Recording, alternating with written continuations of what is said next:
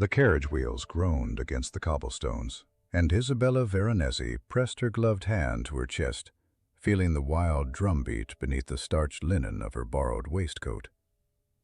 Through the rain-streaked window, the Palazzo di Rosso rose like a marble fist against the Florentine sky. 12 years she had waited for this moment. 12 years of forging a new identity, building a reputation under a dead man's name, learning to walk like a man, speak like a man, swallow her rage like a man. The scent of lemon blossoms drifted through the cracked window. That smell. Her mother's garden had smelled exactly like this, before the creditors came, before they dragged her father away in chains, before the Marquise stole everything. "Signor Bianchi," the footman announced, swinging open the carriage door. "We have arrived." Isabella stepped onto the gravel path. Her boots, polished to a mirror shine, crunched with each deliberate step. The rain had stopped, leaving the air heavy with the perfume of wet stone and aristocratic decay. The entrance hall swallowed her whole. Frescoed ceilings soared above, depicting gods and goddesses in various states of undress. Crystal chandeliers scattered fractured rainbows across the marble floor, and everywhere, paintings, hundreds of them, stolen treasures dressed in gilded frames. "The great Mario Bianchi," a voice echoed from the grand staircase. At last, Marquis Lorenzo di Rosso descended like a spider from its web. He was smaller than she remembered, his hair thinner, his smile sharper. But those eyes remained the same, cold, calculating. The eyes of the man who had watched her father being dragged to prison and had not blinked once. "Your reputation precedes you, signor." The Marquis extended his hand. "They say you can spot a forgery from across a crowded room." Isabella grasped his fingers briefly. The touch sent ice through her veins. "They exaggerate, my lord." "I merely have an eye for truth." Truth. The Marquis laughed, a dry sound like rustling parchment. "How refreshing. Come, let me show you my collection." The gallery stretched before them, an endless corridor of masterpieces. Titian, Botticelli, Raphael, each canvas a monument to theft and manipulation. Isabella catalogued them silently, her trained eye catching the subtle inconsistencies, the brushwork that whispered secrets to those who knew how to listen. And then she saw it. The Magdalene hung in an alcove of honor, bathed in soft afternoon light filtering through silk curtains. Mary Magdalene in ecstasy, her eyes lifted heavenward, her copper hair cascading like liquid fire. Isabella's grandmother had posed for that painting. Her family had treasured it for 7 generations. "Magnificent, is it not?" The Marquis appeared at her elbow, his breath warm against her ear. "I acquired it from a rather unfortunate dealer. He had financial difficulties." Isabella's nails bit into her palms through the thin leather of her gloves. "The brushwork is extraordinary," she managed. Her voice did not waver. "Caravaggio at his finest." "You have excellent taste, Signor Bianchi. This piece will be the crown jewel of my auction next week. I expect it to fetch at least 50,000 lire. 50,000. For her birthright. For her father's honor. For everything that had been stolen in the dead of night while her mother wept. The Marquis would be wise to have it authenticated, Isabella said carefully. There are many forgeries in circulation. Which is precisely why you are here. The Marquis gestured broadly. Examine everything. I want no surprises at the auction. My reputation depends on absolute authenticity." The irony nearly choked her. A rustle of silk announced a new presence before the voice did. "Lorenzo, darling, you did not tell me we had company." Lady Eleonora Farnese glided into the gallery like a viper through tall grass. Her gown was the color of fresh blood, her dark hair piled high and studded with rubies, beautiful in the way that poisoned flowers are beautiful.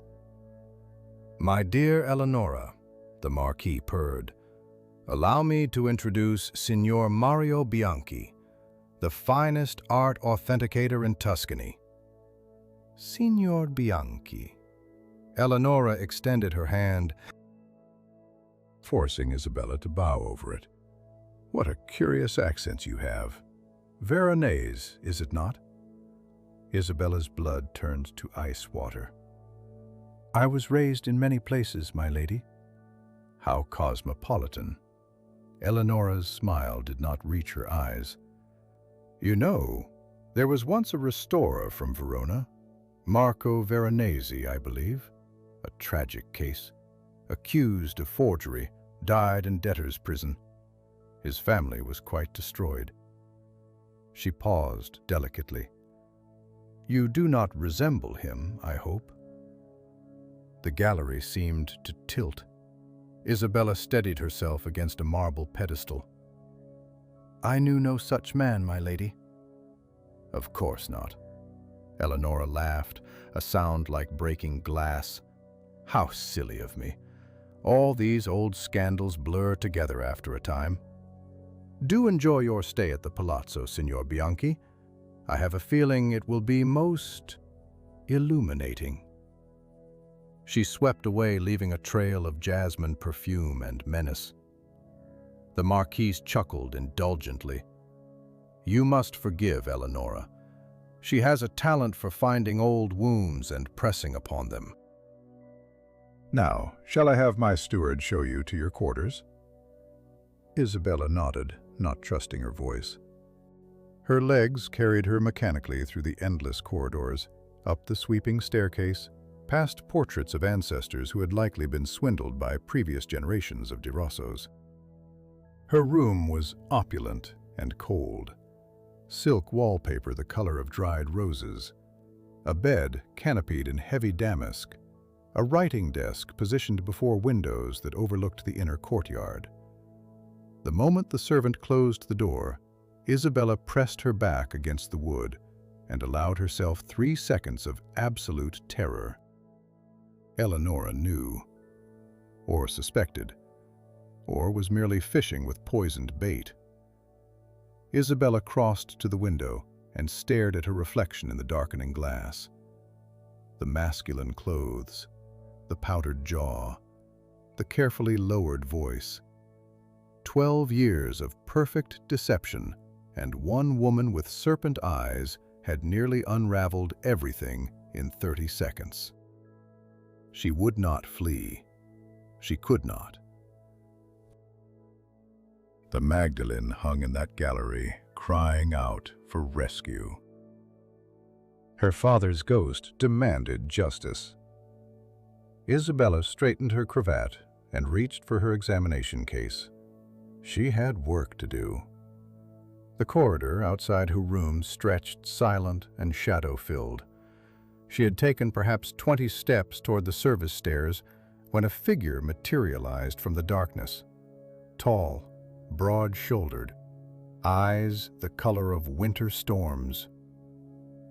"Signor Bianchi?" The voice was low, controlled, dangerous. "You startled me, sir." Isabella kept her tone steady. "And you are?" "Count Alessandro Santini, head of household security."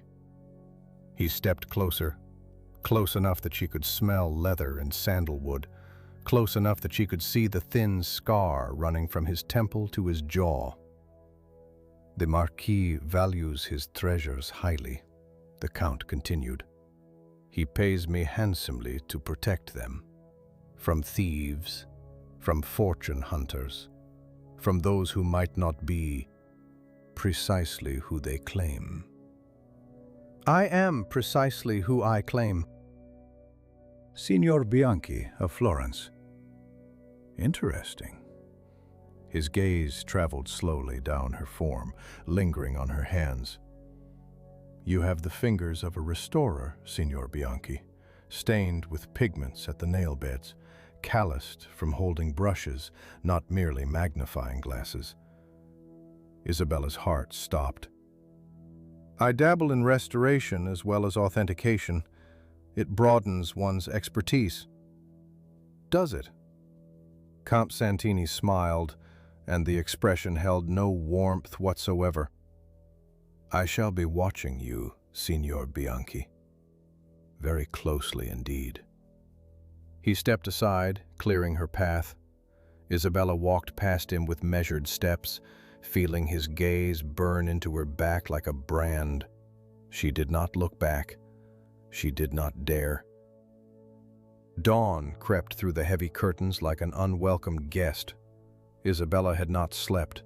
Every creak of the ancient palazzo, every whisper of wind against the windows had jolted her awake, certain that guards were coming, that Eleonora had already whispered her suspicions into the Marquise's eager ear.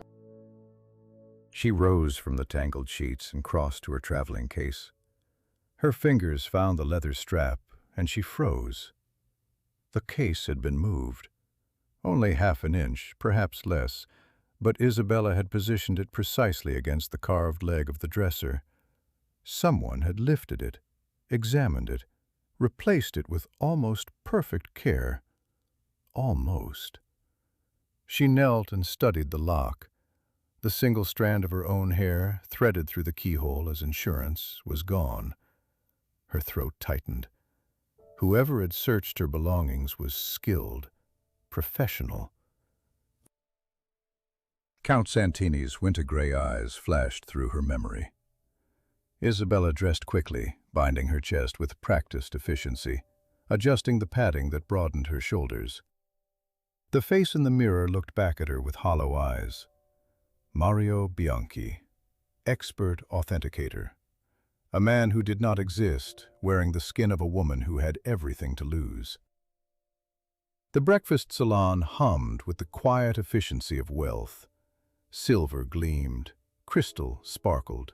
Fresh flowers perfumed the air with aggressive cheerfulness. Isabella took her seat at the far end of the table, accepting coffee from a silent footman, watching the other guests through lowered lashes. Eleonora arrived in a cascade of pale blue silk. Her smile as bright and false as paste diamonds. She took her place beside the Marquis and immediately began whispering into his ear. His gaze flickered toward Isabella, once, twice. His expression revealed nothing. Isabella forced herself to eat. Bread that tasted like sawdust, fruit that sat like stones in her stomach. Signor Bianchi. The Count's voice came from directly behind her. She had not heard him approach. The Marquis requests your presence in the library, he continued. There are documents requiring your expert opinion. Of course. She followed him through corridors lined with tapestries depicting hunting scenes, dogs tearing at stags, arrows piercing flesh, the violence of aristocratic leisure immortalized in thread. The library occupied the entire west wing. Leather-bound volumes climbed toward a painted ceiling where cherubs frolicked among clouds. The smell of old paper and dried ink wrapped around Isabella like a familiar embrace. Her father's workshop had smelled like this before everything was seized and sold. The Marquis was nowhere to be seen. You wish to show me documents? Isabella turned to face the Count. He closed the door behind him. The click of the latch echoed like a gunshot. I wished to ask you questions, Signor Bianchi. The kind that require privacy. He moved toward her with the deliberate grace of a predator. Isabella held her ground, though every instinct screamed at her to flee. Questions about what, precisely? About why an art authenticator would arrive with restoration supplies hidden in a false bottom of his case. The Count circled her slowly. About why his hands shake when he looks at a particular Caravaggio. About why Lady Eleonora seems so very interested in his origins. I have no idea what the lady's interests might be. I am here to do a job. Are you? He stopped directly before her, close enough that she could count the silver threads in his cravat. You lie beautifully, signor. That is a rare talent. I have met perhaps 3 people in my life who could deceive with such elegance. Isabella lifted her chin. And you interrogate clumsily. That talent is far more common. Something flickered in his eyes, surprise, perhaps, or amusement. You have courage, he said quietly. That is either admirable or foolish. I have not yet decided which. Decide whatever you like. I have work to do. She moved to step around him. His hand caught her arm, not roughly, but with enough pressure to stop her cold. A word of advice, Signor Bianchi. The Marquis collects more than paintings. He collects secrets, weaknesses. He finds what people love most and uses it against them. Whatever brought you to this house, whatever you hope to find here, consider carefully whether the price is worth paying. His grip loosened. Isabella pulled free. Thank you for your concern, Count Santini. I shall file it appropriately. She strode toward the door, spine rigid, pulse thundering in her ears. One more thing. She paused with her hand on the brass handle. The documents you were supposedly summoned to examine? They do not exist. I invented them to speak with you alone. He smiled thinly. The Marquis knows nothing of our conversation? Not yet. Whether that remains true depends entirely on you. Isabella yanked open the door and walked out without looking back. The afternoon dragged like chains. She examined painting after painting in the main gallery, taking meticulous notes, maintaining her performance of scholarly detachment. All the while she felt eyes upon her, servants who lingered too long, guests who watched from doorways, and always, somewhere in the shadows, the Count. Evening brought a formal dinner. Isabella pleaded fatigue and took a tray in her room. The food grew cold while she sat at the window, watching the courtyard below, waiting for the household to sleep. At midnight, she moved. The service stairs were narrow and unlit. Isabella descended by touch, one hand trailing along the rough stone wall, the other clutching a candle she dared not light. The smell of the kitchens reached her first, grease and ash and the ghost of roasted meat. She slipped past the banked fires, past the sleeping scullery maid curled on a pallet by the hearth, and found the door to the wine cellars. The cellar air hit her like a fist, cold, damp, heavy with the scent of oak barrels and aging wine.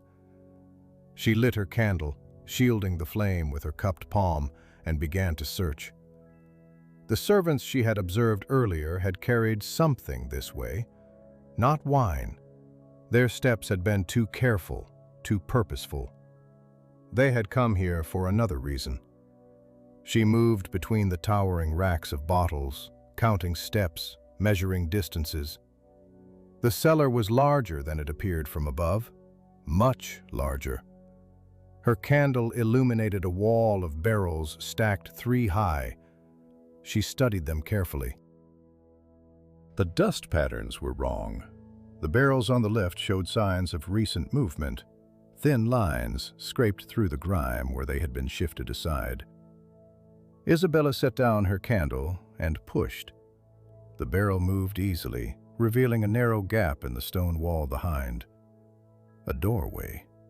An entrance to something hidden. Her heart hammered against her ribs. This was it. This was where the Marquis kept his secrets, his records, his proof. She squeezed through the gap and found herself at the top of a steep staircase carved directly into the bedrock. The steps descended into absolute darkness. The smell of damp stone and old paper rose to meet her. She placed her foot on the first step. "One wrong move on those stairs could break your neck." The voice came from behind her, calm, almost gentle. Isabella spun. Count Santini stood in the gap between the barrels, a lantern in his hand, its light casting strange shadows across his scarred face. "Or perhaps something worse than your neck," he continued. "Your reputation, for instance. Your freedom. Your life." "How did you—" "I told you I would be watching." He stepped through the gap, his broad shoulders barely fitting. "Did you think I meant it metaphorically?" Isabella's mind raced. She could not overpower him. She could not outrun him. Her only weapon was words. "What do you want?" she demanded. "At this particular moment?" He moved closer, close enough that his lantern light fell across her face, illuminating features that powder and posture could not entirely disguise. "I want to understand why a woman would risk everything to infiltrate the most dangerous house in Florence." The word struck her like a blow. Woman. "I do not know what you mean." "Please." His voice dropped to barely a whisper. "Do not insult us both. I knew within an hour of your arrival, the way you hold your shoulders, the way your voice catches when you forget to lower it, the way you looked at the Magdalene as though your heart were breaking." Isabella's carefully constructed world crumbled around her. "If you knew," she whispered, "why did you not expose me?" The Count was silent for a long moment. When he spoke again, his voice held something she had not expected. Pain. "Because the Marquis destroyed my family too." The lantern light trembled between them, casting dancing shadows on the ancient stone. Isabella studied the Count's face, searching for deception, finding only the raw edges of old wounds. "Your family," she repeated carefully. "What did he do?" Alessandro's jaw tightened. The scar along his temple seemed to deepen in the flickering light. "This is neither the time nor place." He glanced toward the hidden staircase. "The guards change rotation in 20 minutes. If you truly wish to see what lies below, we must move quickly." "Why would you help me?" "Because whatever you seek down there, I suspect it will burn the Marquis. And I have spent 15 years waiting for someone to strike the match." He extended his hand. Isabella hesitated only a moment before taking it. His fingers were warm and rough against her cold skin, the grip of a man accustomed to weapons rather than drawing rooms. They descended together. The staircase spiraled downward for what seemed an eternity. The walls grew damper, the air thicker, until Isabella tasted mineral and age on her tongue. Finally, the steps ended at an iron door, its surface pitted with rust, but its lock gleaming with fresh oil. Alessandro produced a key from inside his coat. "How did you obtain that?" Isabella whispered. The Marquis trusts me with many things. A thin smile crossed his lips. That will prove to be his greatest mistake. The lock turned with a soft click. The door swung inward on silent hinges, revealing a chamber that stole Isabella's breath. Shelves lined every wall, floor to ceiling, packed with leather ledgers, rolled documents, and wooden boxes sealed with wax. A massive desk dominated the center, its surface buried beneath papers. And along one wall, stacked like cordwood, dozens of paintings in ornate frames leaned against each other in the darkness. "His archive," Alessandro murmured. "Every transaction, every forgery, every person he has destroyed." Isabella moved as though in a trance. Her fingers trailed along the spines of the ledgers, reading dates that stretched back decades. She pulled one free and opened it to a random page. Names, amounts, notations in a cramped hand.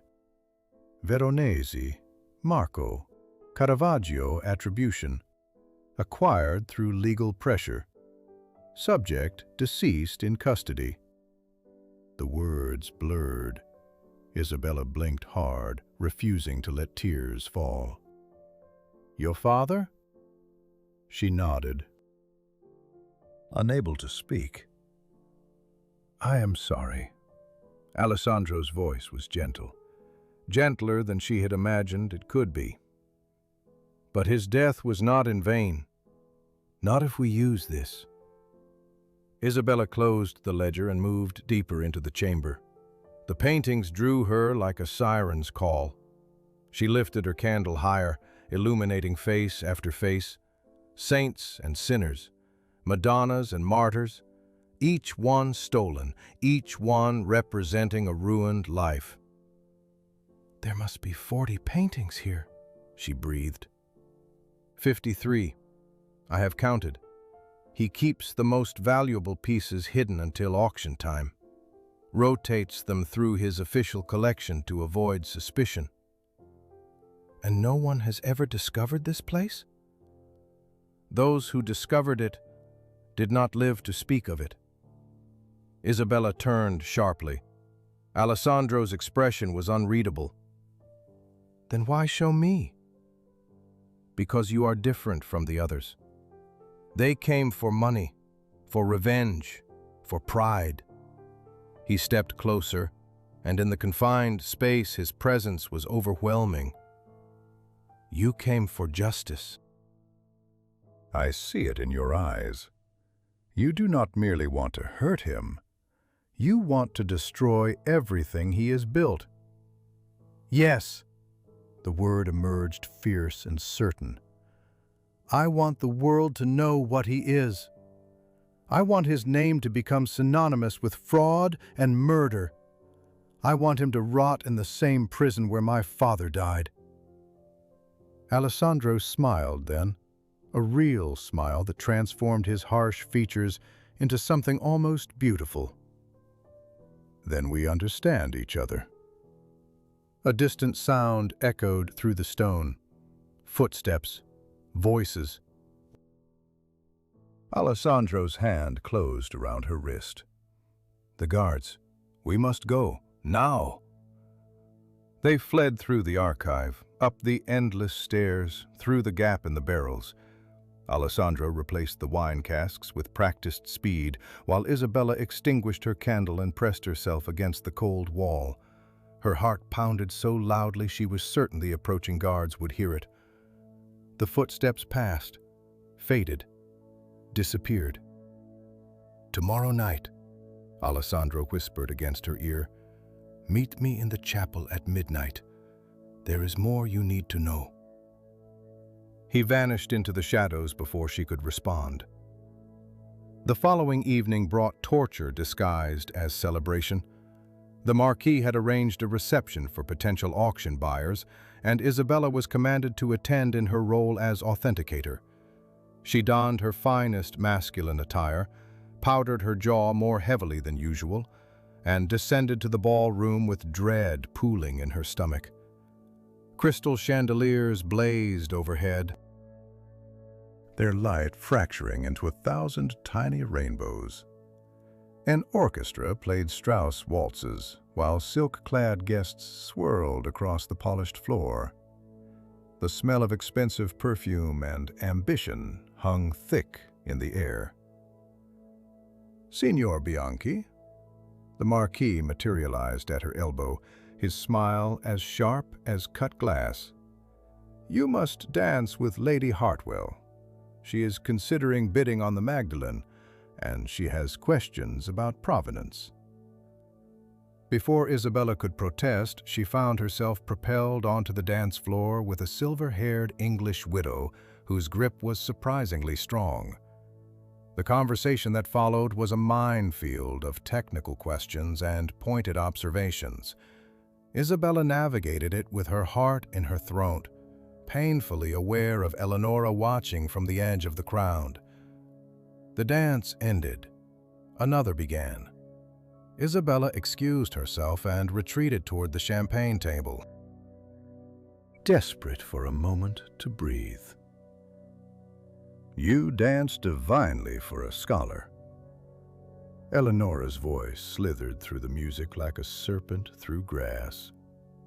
She appeared beside Isabella in a gown of deepest crimson, her throat dripping with rubies that caught the light like fresh blood. "I have an excellent teacher," Isabella replied coolly. "Did you? How fortunate." Eleonora accepted a glass of champagne from a passing servant, her eyes never leaving Isabella's face. "I have been making inquiries about you, Signor Bianchi. Fascinating what one discovers when one knows where to look." "I cannot imagine my humble history holds much interest." "On the contrary." Eleonora sipped her champagne with deliberate slowness. "It holds tremendous interest. For instance, the real Mario Bianchi died of consumption 3 years ago in Rome. His credentials, it seems, have been borrowed." The ballroom tilted. Isabella gripped the edge of the table. "That is a serious accusation, my lady." "Is it?" Eleonora laughed, a tinkling sound that made Isabella's skin crawl. "I make no accusations, merely observations. The Marquis values my observations highly.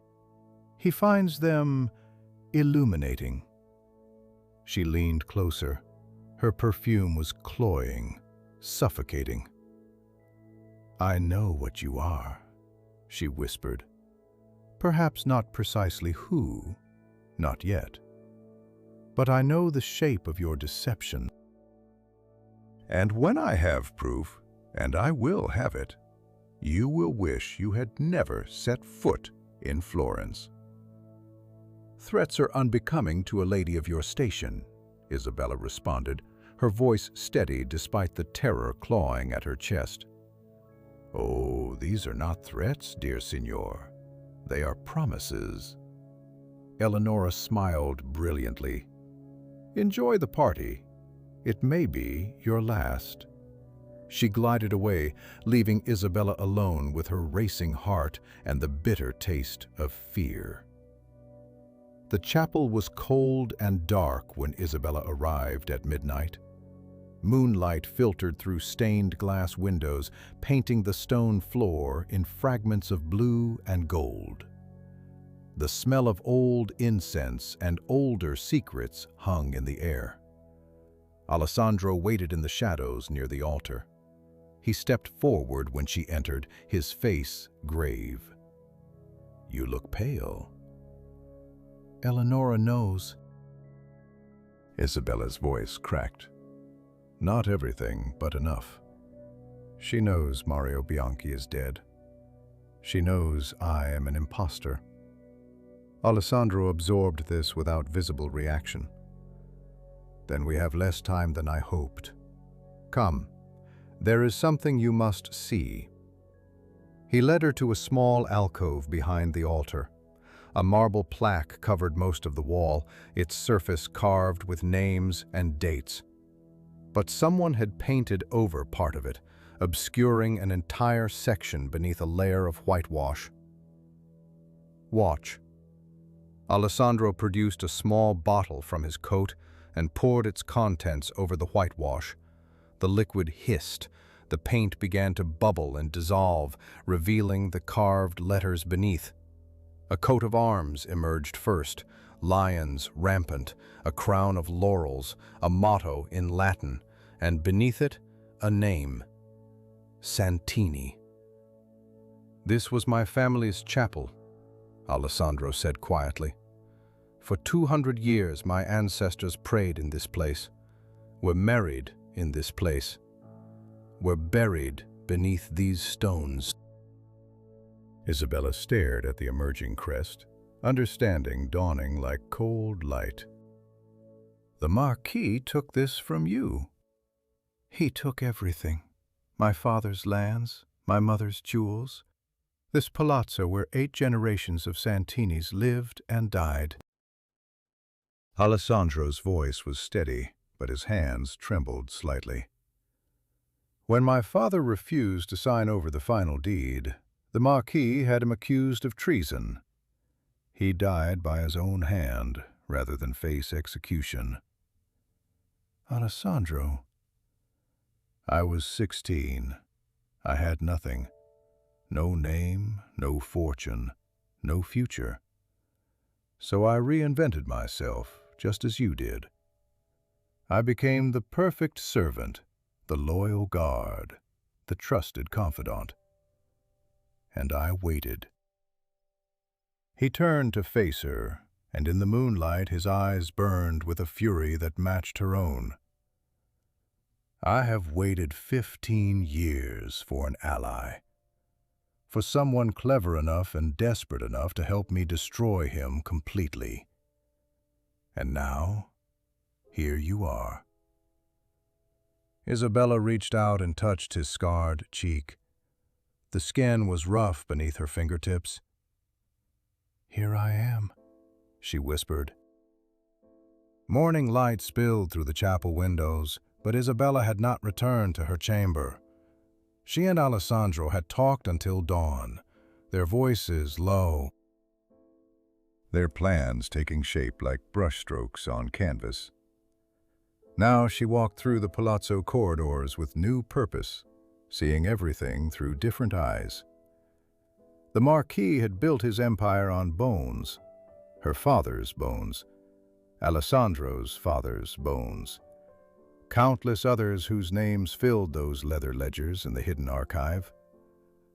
She found herself drawn to the small family chapel adjoining the east wing, not the grand ceremonial space where guests were received, but a private sanctuary meant for household devotions.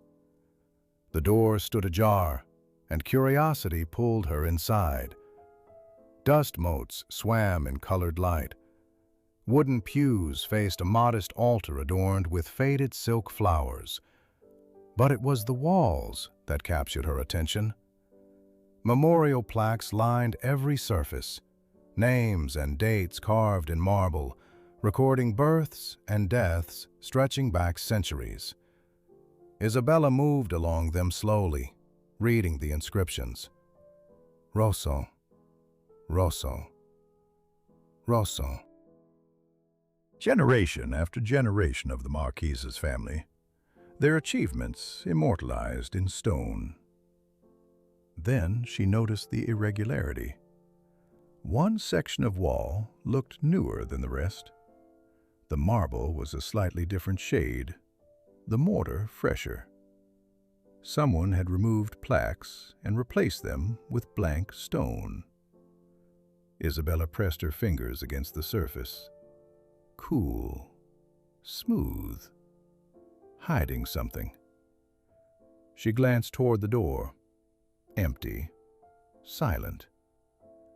She retrieved a small knife from her examination case and began to scrape at the mortar. The work was painstaking. Minutes stretched into an hour.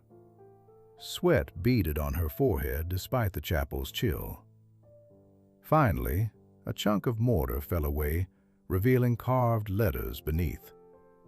Santini, just as Alessandro had shown her last night. But this was different. This plaque had been deliberately concealed, not merely painted over. The Marquis had gone to great lengths to erase all evidence of the family he had destroyed. Signora Veronese. Isabella spun, her knife clattering to the stone floor. Alessandro stood in the doorway, his expression unreadable. Behind him, morning light streamed through the corridor windows. "You should not call me that here," she whispered fiercely. "We are alone." He stepped inside and closed the door. "I have been watching the household all morning. Eleonora left at dawn for the city. She will not return until evening." "Where did she go?" "To make inquiries, no doubt. She is thorough, our serpent in silk." Alessandro moved to stand beside Isabella, examining the partially exposed plaque. "You found another one. The Marquis tried to erase your family completely." "He tried." Alessandro's voice was soft, but edged with steel. "He failed. We are harder to kill than he imagined." Isabella studied his profile in the dim light. The strong jaw, the scar that spoke of violence survived. The eyes that held 15 years of patient hatred. "You said last night that your father took his own life. How did you survive? How did you become this?" Alessandro was silent for a long moment. When he spoke, his words came slowly, as though each one cost him something precious. "After my father died, the creditors came. They took everything. The furniture, the paintings, my mother's wedding ring from her finger. I was thrown into the street with nothing but the clothes I wore." "Dear God." "I lived on the streets for 2 years, stealing, fighting, learning how to survive among thieves and beggars. Then the Marquis found me." Isabella frowned. "Found you?" "He did not recognize me. I had grown, changed, hardened. He saw only a clever young criminal with useful skills. He offered me a position in his household, training me personally in security and discretion." Alessandro's laugh held no humor. "He created the weapon that will destroy him. And he never suspected. Why would he? The boy he ruined was soft, privileged, weak. The man standing before him was forged in poverty and rage. We looked nothing alike." Isabella reached out and touched his arm, the muscle tensed beneath her fingers. "You have waited so long." "Waiting is easy when hatred is your companion." He turned to face her fully. "But I could never have destroyed him alone. I needed proof, evidence, someone who could expose his forgeries to the world." "Someone like me." "Someone exactly like you." The chapel fell silent. Dust continued its lazy dance through the colored light. Isabella became acutely aware of how close they stood, of the warmth radiating from his body, of the fierce intelligence burning in his gray eyes. "We should continue this discussion elsewhere," Alessandro said quietly. "The servants will be wondering where you are." "Tonight, then. The archive. I need to copy more of those records." "Midnight. I will ensure the guards are occupied." He left first, his footsteps fading into silence. Isabella remained in the chapel, her heart beating an irregular rhythm, her mind spinning with plans and possibilities, and something else she refused to name. The afternoon brought rain. Fat drops hammered against the palazzo windows while Isabella pretended to examine paintings in the secondary gallery. Her notes were meticulous, her observations sharp, her performance flawless. Inside, she counted the hours until midnight. Dinner was a subdued affair. Eleonora had not yet returned from the city, and the Marquis seemed distracted, picking at his food, his eyes distant. Isabella wondered what schemes occupied his twisted mind, what new victims he was selecting, what treasures he planned to steal. "You have been quiet today?" Signora Bianchi. The Marquis's voice startled her from her thoughts. "Forgive me, my lord. I have been absorbed in your collection. It is more extensive than I anticipated." "Flattery," he smiled thinly. "How refreshing from a man of your profession. Tell me, what is your honest assessment thus far?" Isabella chose her words with surgical precision. "Your collection contains several masterpieces of unquestionable authenticity. The Titian in the East Gallery alone would command a fortune. However, I have concerns about a few pieces that will require closer examination." The Marquis leaned forward. "Concerns?" "Nothing definitive, merely inconsistencies in provenance documentation. I would not want your reputation damaged by questions that could have been resolved beforehand." "You are thorough. I appreciate thoroughness." The Marquis raised his wine glass. "To precision in all things." Isabella drank, tasting nothing but ash. After dinner, she retreated to her chamber and waited. The rain continued its assault on the windows. Candles guttered in drafts that crept through ancient stone. She paced. She worried. She planned. At 1:45, she crept through darkened corridors toward the archive entrance. The wine cellar was silent and cold. Isabella moved between the barrels with practiced ease, her fingers finding the gap she had discovered before. She squeezed through, lit her candle, and began the long descent. The archive door stood open. Isabella froze. Alessandro had the only key. He should not have arrived yet. Something was wrong. She extinguished her candle and pressed herself against the damp wall, listening. Silence, heavy and complete. She crept forward, her heart thundering, until she could see into the chamber. A single lantern burned on the desk. Papers were scattered across its surface, some crumpled, some torn. Drawers hung open. Boxes had been pulled from shelves and emptied onto the floor. Someone had been searching, frantically, desperately. Isabella stepped into the chaos, her eyes scanning for the ledger she needed. Her father's name, her proof. Where was it?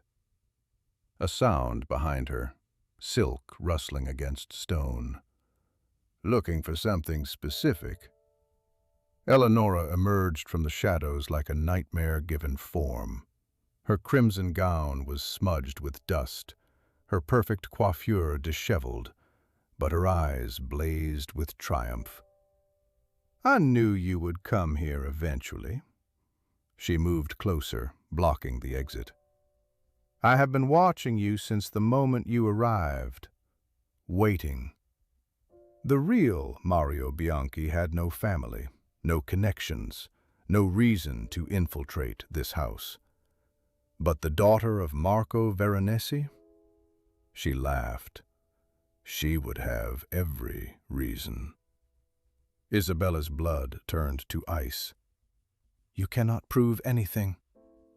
"Can I not?" Eleonora produced a leather journal from the folds of her gown. Your father kept detailed records. I found them in Rome, hidden among the effects of the real Signor Bianchi. Apparently, they were friends. The journal. Isabella recognized the worn cover. Her father's private notes, filled with observations about the Marquis, suspicions about forgeries, evidence he had gathered before his arrest. Give that to me. No. Eleonora clutched the journal to her chest. This is my insurance. My guarantee that when I tell the Marquis what you really are, he will reward me appropriately. He will kill me. Almost certainly. Eleonora smiled brilliantly. And I will watch with great pleasure. Footsteps echoed on the stairs. Both women turned toward the sound. Alessandro appeared in the doorway, his face pale, his breathing ragged. Isabella, you must run. Now. Too late for that, Eleonora purred.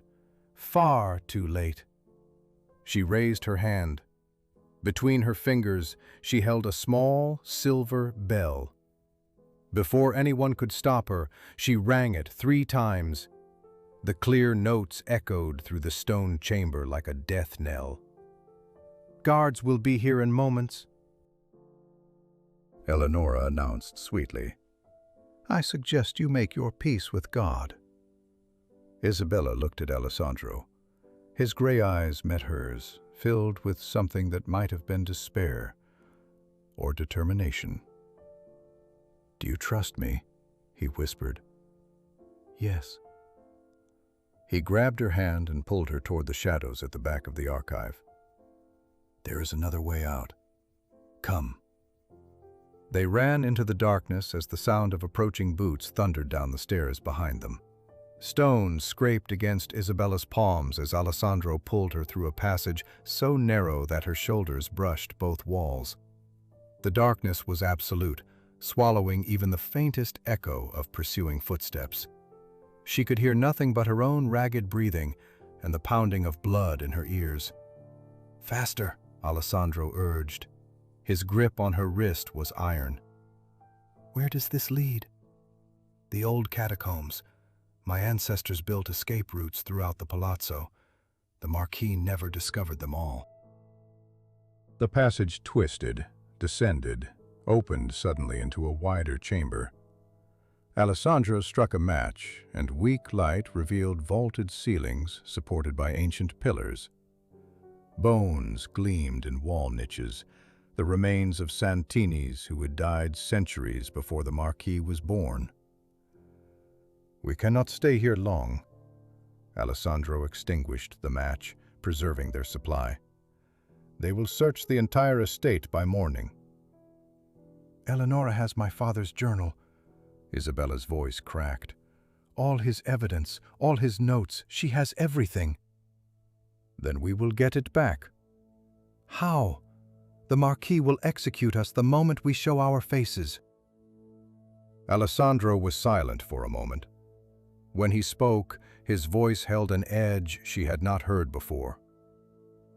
There is something I have not told you, something I kept hidden even from myself until recently. More secrets? One secret, the most important one. He moved closer in the darkness. His breath was warm against her cheek.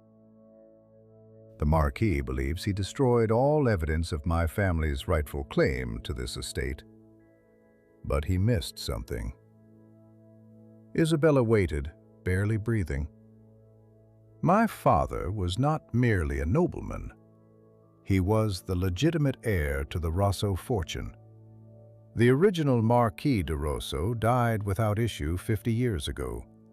The man currently calling himself Marquis is his illegitimate half-brother, born of a servant woman.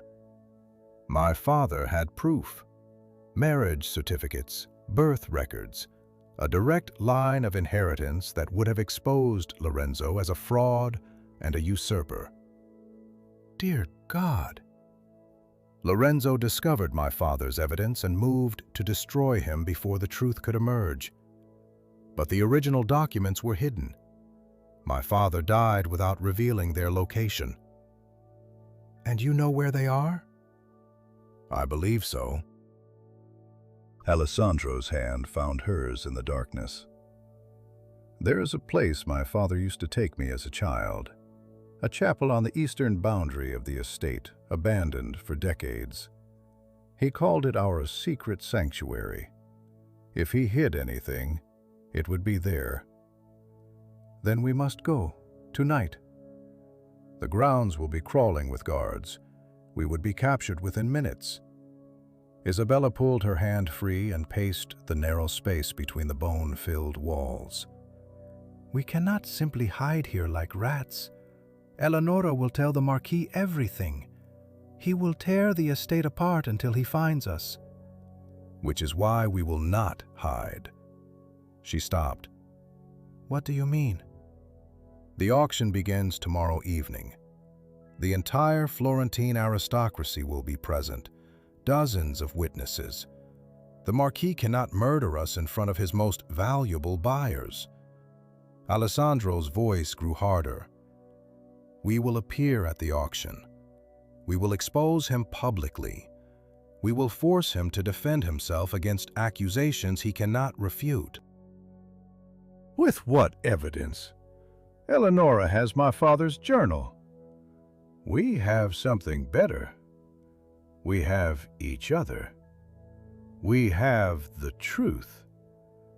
And if we can reach that chapel before dawn, we will have documents that prove Lorenzo di Rosso is not the Marquis at all, but a murderous pretender who stole everything through lies and violence.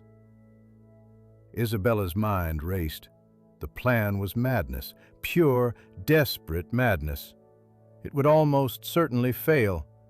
They would almost certainly die. But what choice remained? Show me the way to the chapel, she said. The eastern passage emerged behind a crumbling fountain in an overgrown section of the gardens. Alessandro led Isabella through waist-high weeds and tangled vines, following paths that existed only in his memory. The moon hung low and orange on the horizon, casting long shadows that moved like living things. Guards' voices drifted from somewhere behind them. Dogs barked in the distance. The hunt had begun. There! Alessandro pointed toward a dark shape rising against the stars. The chapel of Sant'Agnese. My mother was married there. The building was barely standing. The roof had partially collapsed and ivy strangled the remaining walls.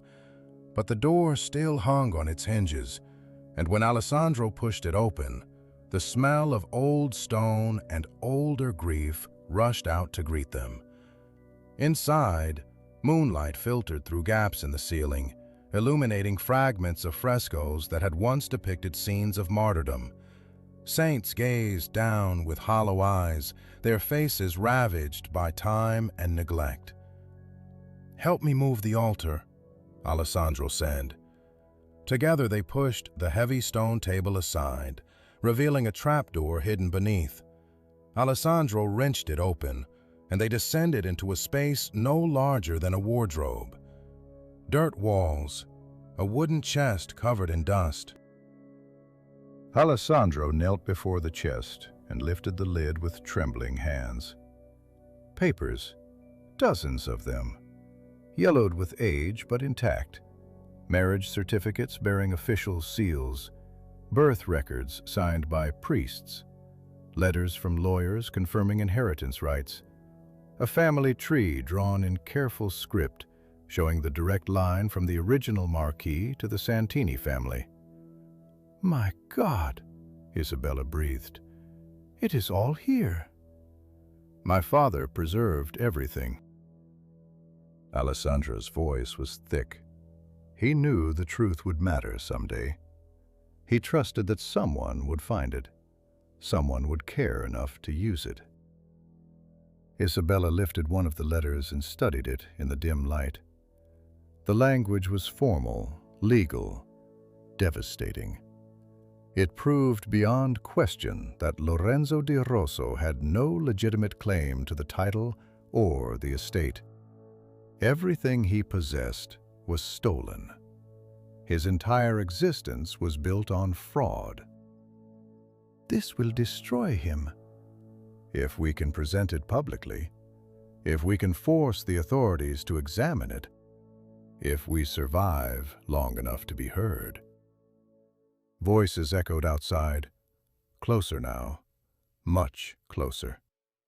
Alessandro gathered the documents and thrust them into Isabella's arms. "You must take these. Get to the city. Find Magistrate Benedetti. He was my father's friend before the accusations began. He will listen." "I will not leave you." "You must." Alessandro gripped her shoulders, his eyes burning into hers. "I will lead them away. Buy you time. This is why I have survived 15 years in that monster's household. This is what I was waiting for."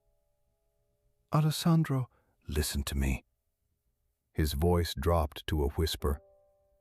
"What happened between us, these past days, it was real. You must know that. Whatever else was strategy or deception, that was true." Isabella's throat tightened. She could not speak, could barely breathe. "Go," he said. "Live. Destroy him for both of us." He kissed her then, fierce and brief and desperate. The taste of him was salt and longing and goodbye. Then he was gone, crashing through the chapel doors, shouting, drawing the guards away into the darkness. Isabella clutched the documents to her chest and ran. The journey to Florence took hours that felt like centuries. Isabella moved through fields and forests, avoiding roads, hiding from passing carriages. Her masculine disguise was torn and filthy. Her carefully powdered jaw had streaked with sweat and tears. She no longer looked like Mario Bianchi, respected authenticator. She looked like what she was, a hunted woman carrying secrets that could topple an empire. Dawn was breaking when she reached the city gates. The guards barely glanced at her, too concerned with incoming merchants and their wagon loads of goods to notice one disheveled traveler among many. Finding Magistrate Benedetti's residence proved easier than expected. His name was well known in legal circles, his reputation for fairness and incorruptibility legendary. Isabella presented herself at his door shortly after sunrise, clutching Alessandro's documents, praying she had not gambled everything on a dead man's faith. The magistrate received her in his private study.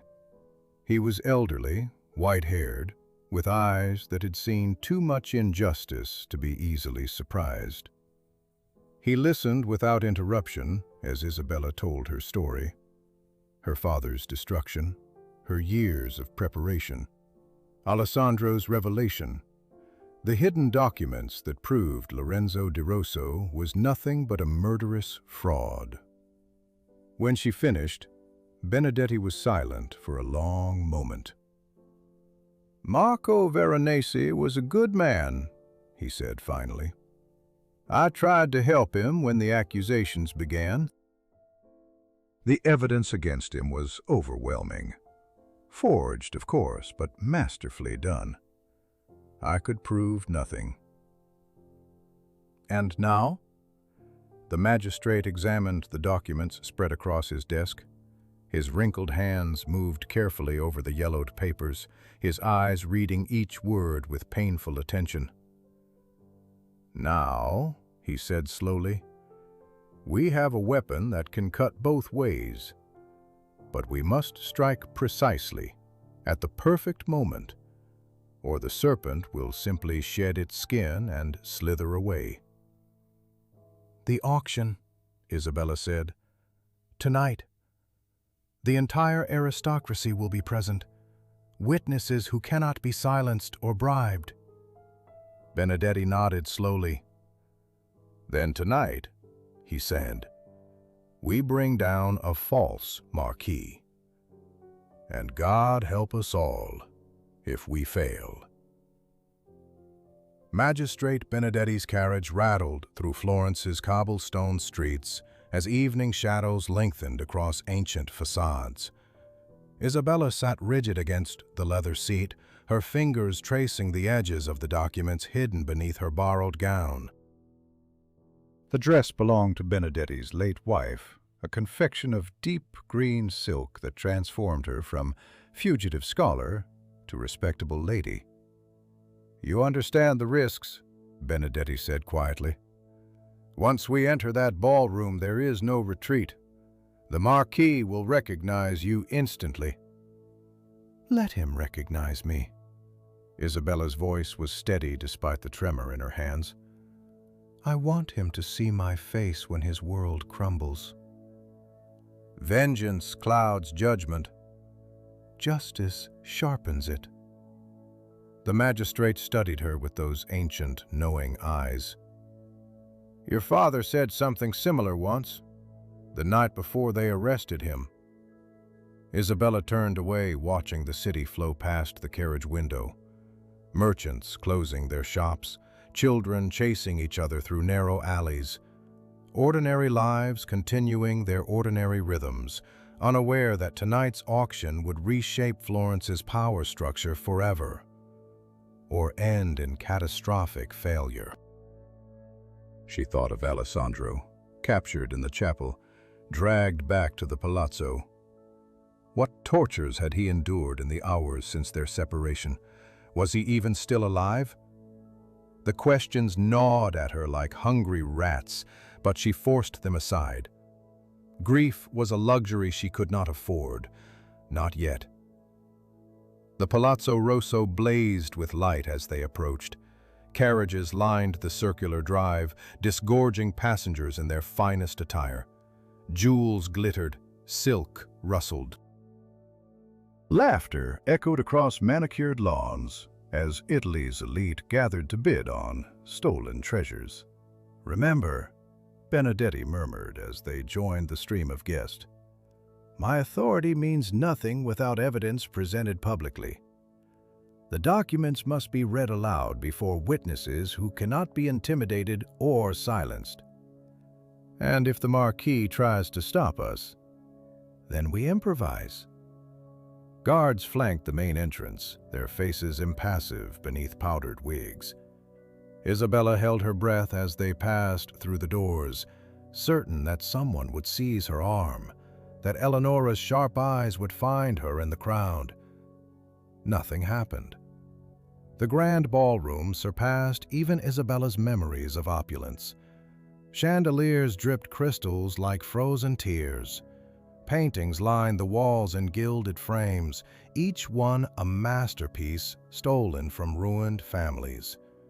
The Caravaggio Magdalene hung in the place of honor, her anguished face gazing down upon the glittering assembly. Isabella's throat tightened. Her father had touched that canvas, had examined its brushstrokes with reverent fingers, had died because he refused to authenticate the Marquis's lies. "Courage," Benedetti whispered. "I have nothing else left." The auction would begin in 1 hour. Servants circulated with champagne and delicacies while guests admired the merchandise. Isabella recognized several faces from her time as Mario Bianchi, Lady Hartwell, the English widow who had danced with her, Baron Castellani, whose questions about provenance had nearly exposed her ignorance. And there, near the orchestra platform, dressed in crimson silk like fresh blood, Eleonora. Their eyes met across the crowded room. For one frozen moment, neither woman moved. Then Eleonora's lips curved into a smile of pure malice, and she began threading through the guests toward the Marquis. "She has seen me. Then we must move quickly." Benedetti took her arm. The presentation platform. If we can reach it before the auction begins, I can invoke my judicial authority to address the assembly. They pushed through the crowd, Isabella's green silk brushing against expensive fabrics, her borrowed pearls clicking softly with each step. The platform loomed ahead, draped in velvet, dominated by a podium where the auctioneer would soon take his position. 20 feet, 15, 10. Stop! The Marquis appeared before them like a phantom conjured from smoke. His smile was a blade's edge, his dark eyes glittering with something between amusement and rage. Magistrate Benedetti, what an unexpected pleasure. And who is your lovely companion? You know precisely who she is. Benedetti's voice carried the weight of judicial authority. Isabella Veronesi, daughter of Marco Veronesi, whom you destroyed with forged evidence and purchased testimony. Whispers rippled through the nearby guests. Heads turned. Conversations faltered. A serious accusation. The Marquis's smile never wavered. Do you have proof, or merely the ravings of a disgraced forger's offspring? I have proof. Isabella stepped forward, her hand reaching into the hidden pocket of her gown. Documents that prove you are no Marquis at all, but an illegitimate pretender who murdered the rightful heirs to steal their title. The whispers became a roar. Guests pressed closer, drawn by scandal like moths to flame. Isabella saw Eleonora pushing through the crowd, her crimson gown a splash of blood against the pastel assembly. Guards! The Marquise's voice was ice.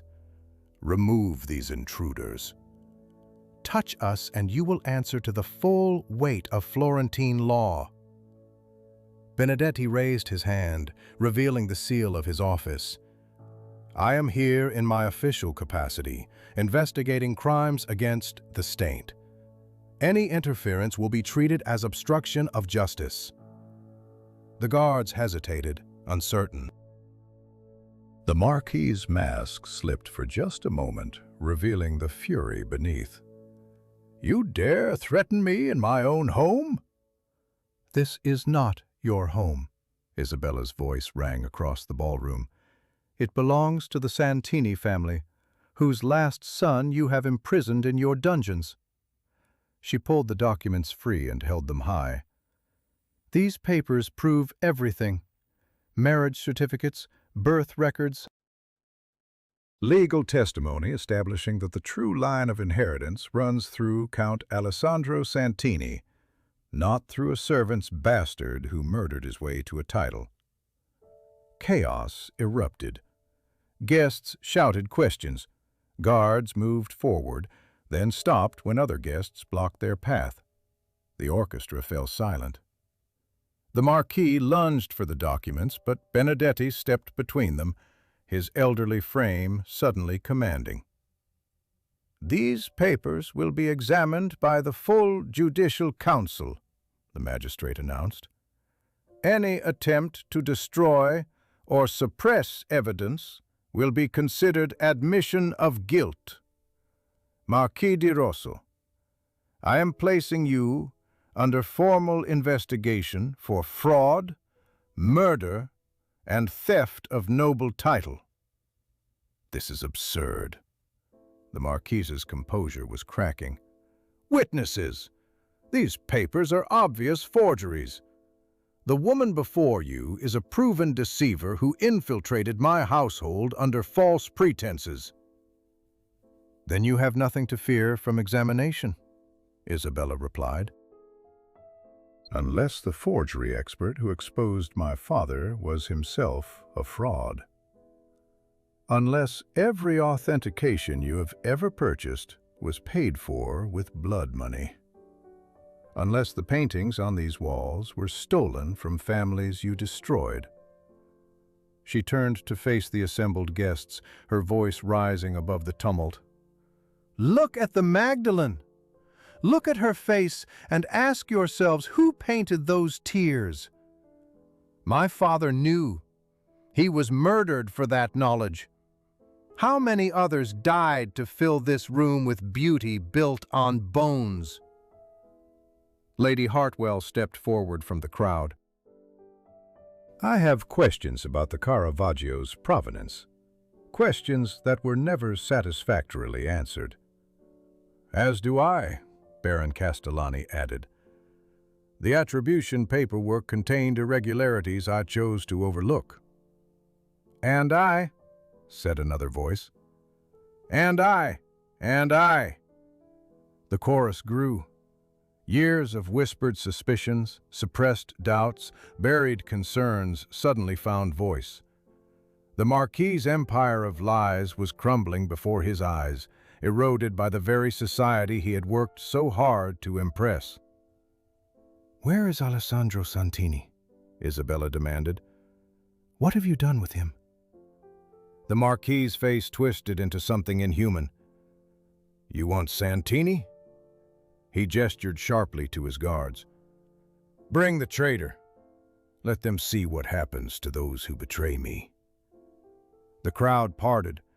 2 guards dragged a figure between them, his feet barely touching the ground, his face bruised and bloodied beyond recognition.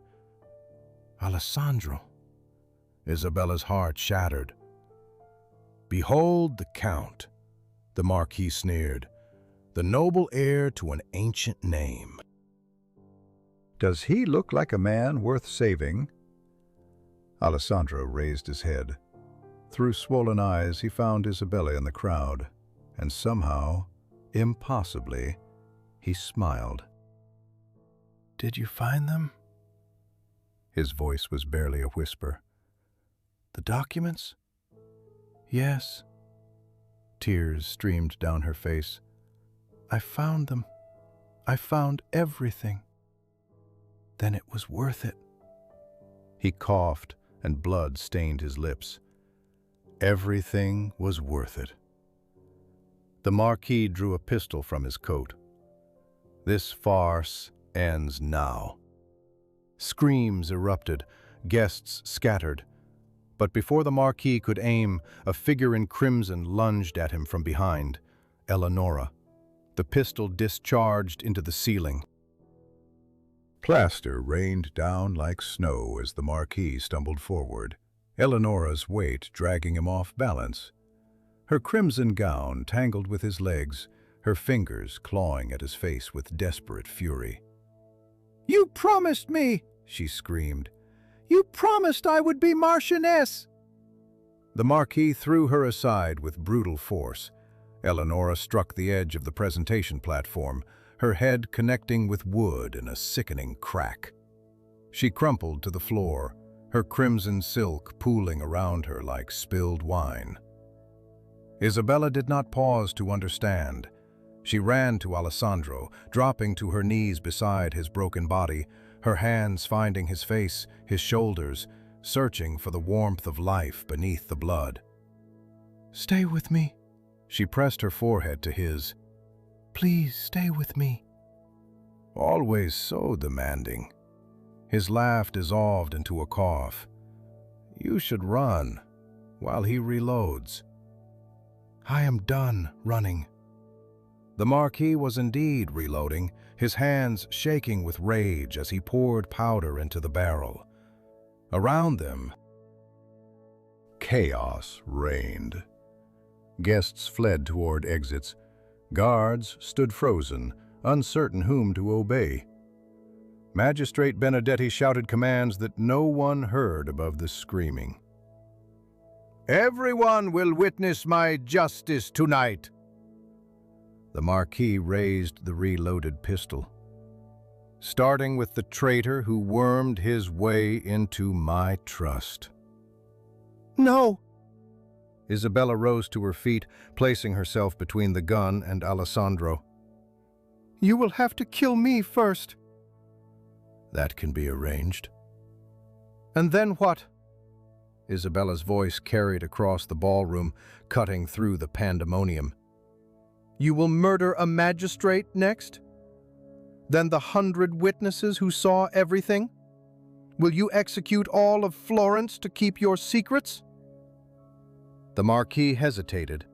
His eyes darted to the watching faces, the horrified expressions, the ladies clutching their pearls, the gentlemen reaching for weapons they did not carry. "Your empire is finished," Isabella continued. "The documents are already in official custody." Even if you kill everyone in this room, the truth will emerge. Your title will be stripped, your fortune seized. Your name will become synonymous with fraud and murder for generations to come. Then I will take satisfaction in destroying what you love before the end. The Marquis aimed at Alessandra's prone form. Starting now. A gunshot echoed through the ballroom, but it was not the Marquis who fired. Lorenzo di Rosso stood frozen, his pistol still raised, his expression shifting from rage to confusion. A red stain bloomed across his white shirt, spreading like a rose opening in fast motion. Behind him, supported by 2 footmen, Eleonora held a small derringer in her trembling hand. "You promised," she whispered again. Her eyes were glazed, blood matting her golden hair. "You promised me everything." The Marquis dropped to his knees. The pistol clattered from his fingers. He looked down at the wound in his chest as though unable to comprehend its existence. "Eleonora." "I loved you." Tears streamed down her face, mixing with blood from her head wound. "I did everything you asked. Spied for you, lied for you, destroyed people who trusted me. And you were going to throw me aside like a worn glove." She pulled the trigger again, but the chamber was empty. The click echoed through the sudden silence. "I found the letters." Her voice grew fainter. "The ones you wrote to your cousin in Milan, planning to marry her once the auction concluded, planning to have me quietly removed. Did you think I would not discover your betrayal?" The Marquis collapsed onto his side. His breathing grew ragged, wet. His dark eyes found Isabella's face. "Your father," he gasped. "He was talented, truly talented. I could have made him wealthy beyond imagination. All he had to do was authenticate my acquisitions. One simple lie. Why could he not tell one simple lie?" "Because his honor meant more than your money," Isabella replied. "Because some things cannot be purchased." "Honor." The word emerged as a bitter laugh. "Honor destroyed him. Honor will destroy you all." His eyes glazed over, his chest stilled. Lorenzo di Rosso, false Marquis of an ancient house, died on the floor of his stolen ballroom, surrounded by the art he had murdered to possess. Eleonora dropped the derringer. She swayed, then collapsed beside her former lover, her crimson gown mingling with his spreading blood. Isabella did not know if she was dead or merely unconscious. She found that she did not care. "Isabella!" Alessandro's voice pulled her back. She returned to his side, lifting his head onto her lap, stroking hair away from his battered face. "It is over," she whispered. "He is gone." "The documents?" "Safe with Benedetti. Your name will be cleared, your title restored. The palazzo will belong to you again." Alessandro closed his swollen eyes. "I never wanted the palazzo. I wanted justice. I wanted to see him fall." "You saw it. You lived to see it." barely lived. His laugh was barely audible. I think several of my ribs are broken, possibly my jaw, definitely my dignity. Despite everything, Isabella smiled. We will find you a physician, the best in Florence. And then? And then we have much work to do. The archives must be catalogued, the stolen paintings returned to their rightful owners, your family's reputation rebuilt. Our family's reputation. Alessandro's hand found hers, his grip weak but certain. I do not intend to rebuild anything without you beside me. Isabella's heart stuttered. Is that a proposal, Count Santini? It is whatever you wish it to be. His eyes opened, finding hers through the pain. You came to this place seeking justice for your father. You found something else entirely. So did I. Before Isabella could respond, Magistrate Benedetti appeared, his aged face drawn with exhaustion and something that might have been satisfaction. Physicians are on their way. He looked down at Alessandro with grudging respect. You survived, young Santini. Your father would be proud. My father would be astonished. He expected me to die years ago. Perhaps, but he also hoped. Benedetti produced a worn letter from inside his coat. He gave me this before his death. Asked me to deliver it to you if you survived long enough to reclaim what was stolen. Alessandro took the letter with trembling fingers. The seal was intact, stamped with the Santini crest. He broke it carefully, unfolding pages that had waited 15 years for this moment. Isabella watched his face as he read, watched emotion transform his bruised features, watched tears trace paths through dried blood. My father, he said finally, his voice cracked. He knew I would survive. He knew I would find a way. What does it say? He tells me where he hid other documents, paintings, jewels, everything he managed to save before Lorenzo's men arrived. And he tells me... Alessandro's voice broke completely. He tells me he loved me, that his only regret was not living to see me become the man he always believed I could be. Isabella wrapped her arms around him as gently as his injuries allowed. She held him while he wept, there on the floor of the ballroom where an empire had just crumbled, surrounded by scattered papers and spilled champagne and the body of a monster. The crowd began to reorganize itself.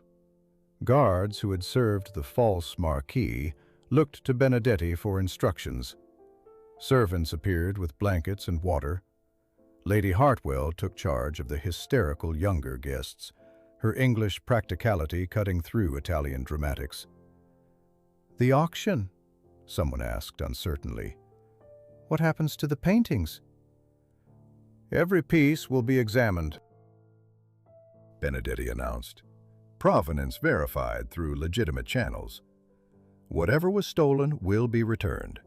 Whatever was legitimately purchased will be honored. This house has seen enough theft to last several lifetimes." Isabella looked up at the Caravaggio Magdalene, still gazing down from her place of honor.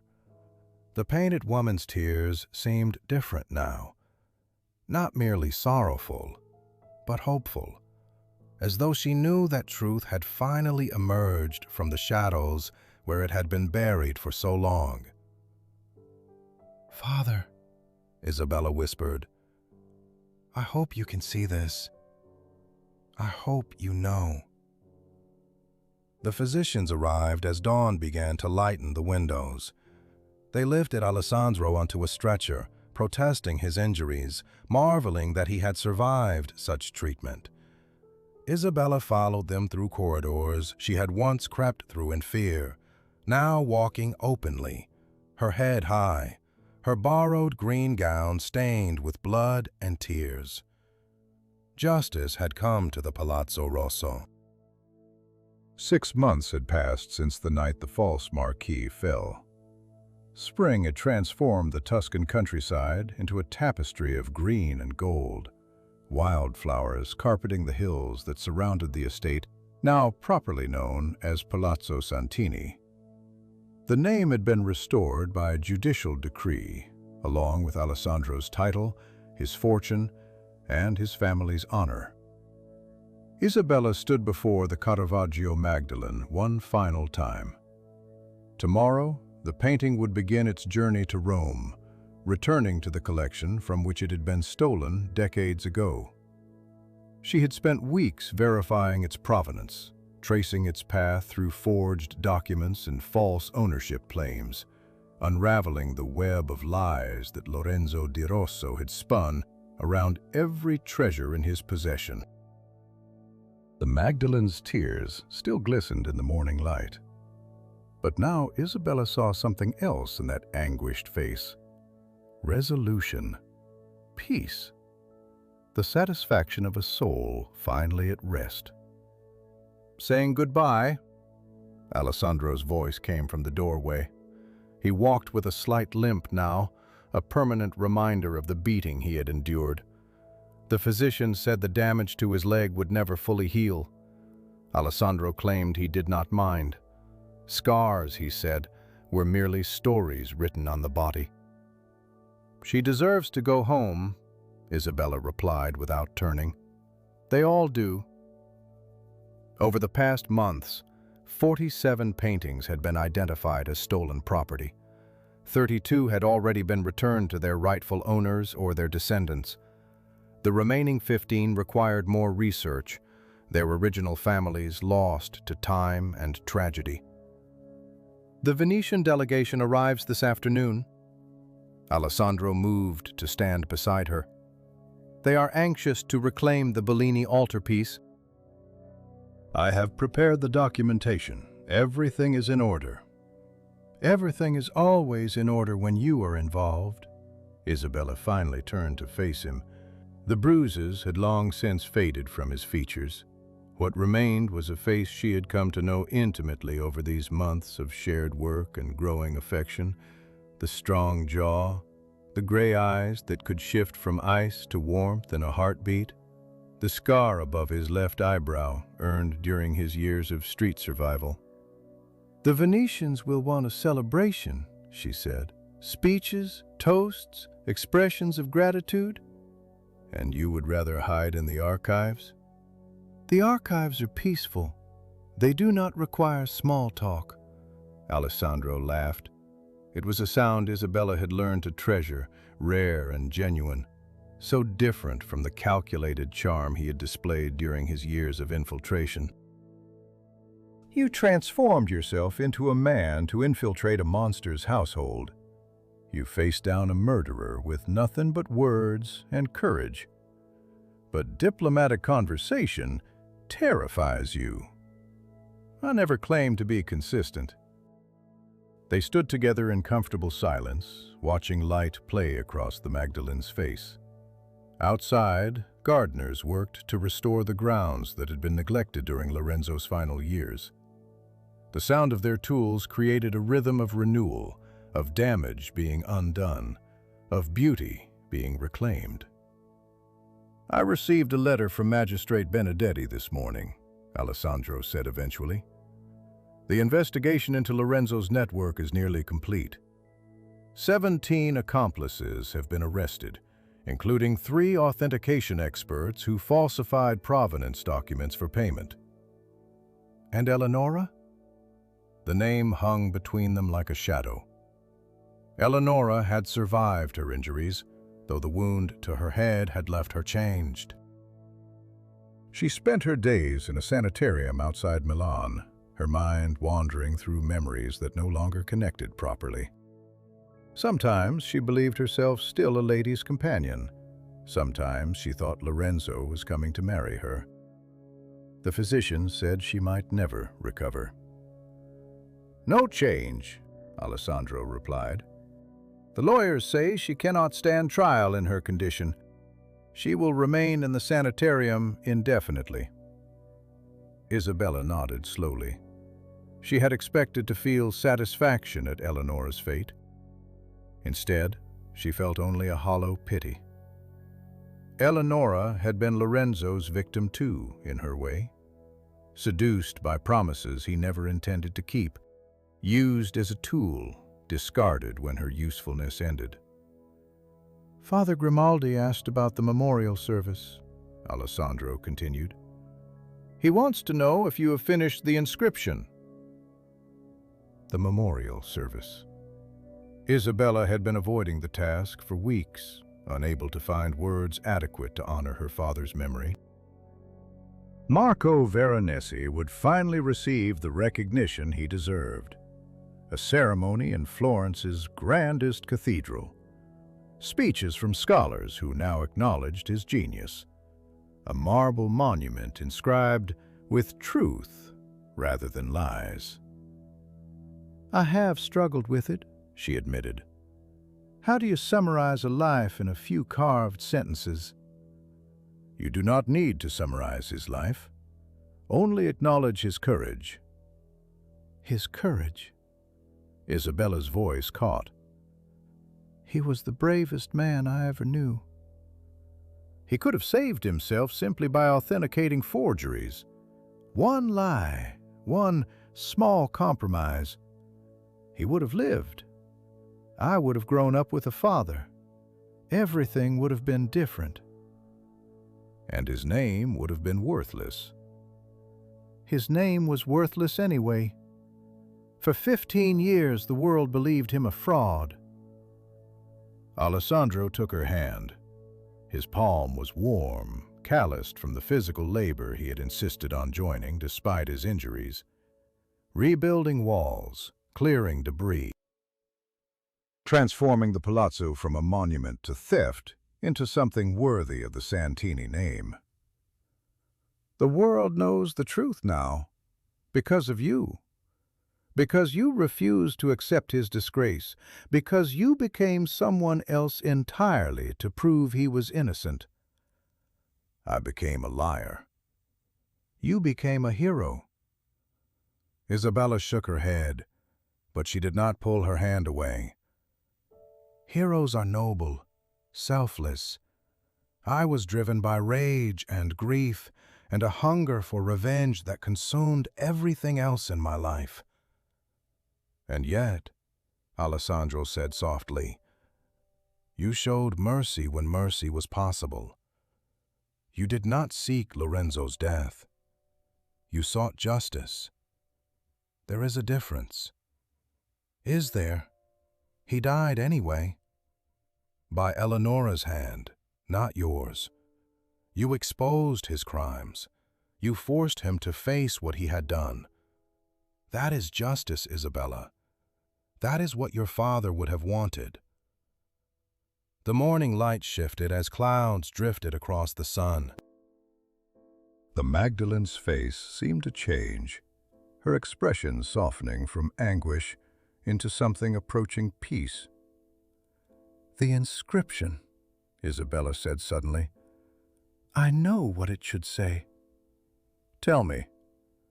"Marco Veronese, scholar, father, guardian of truth. He chose death over dishonor, and his daughter chose justice over revenge. May his memory remind us that some things cannot be purchased, and some lies cannot stand." Alessandro was silent for a long moment. "It is perfect," he said finally. "It is true. That is all that matters." They left the gallery together, walking through corridors that no longer felt oppressive. The palazzo had transformed under their care, Light flowed through windows that had been opened for the first time in years. Fresh flowers stood in vases where dust had gathered. The chapel had been restored, the hidden plaques bearing the Santini name revealed and polished until they gleamed. In the garden, beneath an ancient olive tree, a new grave marker stood beside older stones. It commemorated no body, only a memory. Marco Veronesi's remains had been lost to a pauper's cemetery years ago, impossible to recover. But this marker, carved from Carrara marble, bore his name and the dates of his life, and the single word that mattered most: innocent. Isabella knelt before the stone and placed fresh wildflowers at its base. The breeze carried the scent of jasmine and rosemary, herbs her father had loved, which she had planted around the memorial. "I did it," she whispered. "I found the truth. I cleared your name. I made them see what you really were." The wind stirred the flowers, petals scattered like small blessings across the grass. "I wish you could have met Alessandro. You would have liked him. He has your stubbornness, your belief that honor matters more than comfort, your willingness to sacrifice everything for what is right." She touched the carved letters of her father's name. "I'm going to stay here. Help restore what was stolen. Make this place something you would be proud of. Alessandro has asked me to marry him. I have not answered yet, but I think you know what I will say." A hand touched her shoulder. Isabella looked up to find Alessandro standing behind her, his gray eyes filled with understanding. "Take whatever time you need," he said. "I have already decided." Isabella rose to her feet. She faced him, this man who had waited 15 years for justice, who had helped her achieve her own, who had somehow become essential to her existence in ways she had never anticipated. "Yes." "Yes?" "To your question, from 6 months ago, and every day since when you have pretended not to repeat it." Alessandro's face transformed. The ice in his eyes melted into something warm and wondering. "I have not actually proposed since that night. I was waiting for you to be ready." "I am ready." She took both his hands. "I am done with masks and deceptions and pretending to be someone I am not. I am Isabella Veronesi, daughter of Marco Veronesi, and I choose to spend my life beside Alessandro Santini, rebuilding what was destroyed and protecting what remains." He kissed her then, beneath the olive tree, beside her father's memorial, surrounded by flowers she had planted and beauty she had helped restore. The Tuscan sun bathed them in golden light, and somewhere in the distance, church bells began to ring. The forger's daughter had found her truth at last.